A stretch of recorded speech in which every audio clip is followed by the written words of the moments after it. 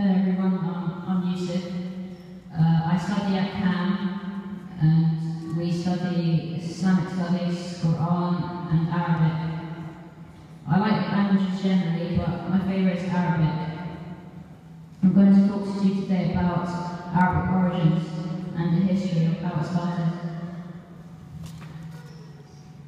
Can you guess today how many people speak Arabic?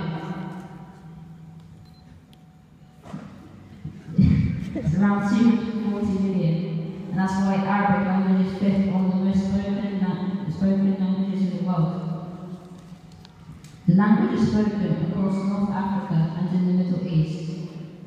Anyway, the Arabic language that is spoken today is quite modern, but the actual Arabic origins are ancient.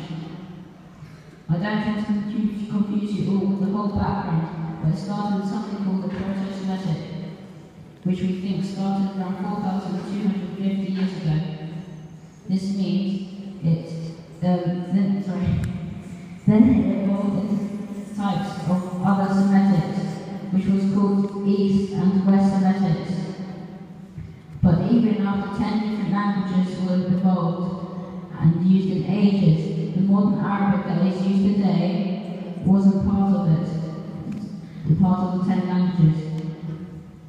But a language called Aramaic evolved and was part of the 10 languages. Aramaic is a close relative to Arabic. However, it still isn't exactly like the language used today. More languages evolved later on, like the Arabian Peninsula. Even that language was before Islam was founded. Its first scripts were written around 7th century AD. Soon, after the 8th century AD, the written forms of Arabic were developing. The letters were called the Nabatean, but it was still not the same as the letters used today.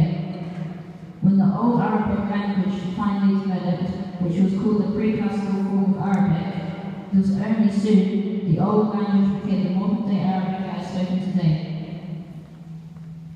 I hope that helped you understand why the Arabic language is so old. But how many letters do you think there are in the Arabic language? 25. The modern-day language has 28 letters, which is 2 more than the English language. Can you guess how many countries speak Arabic?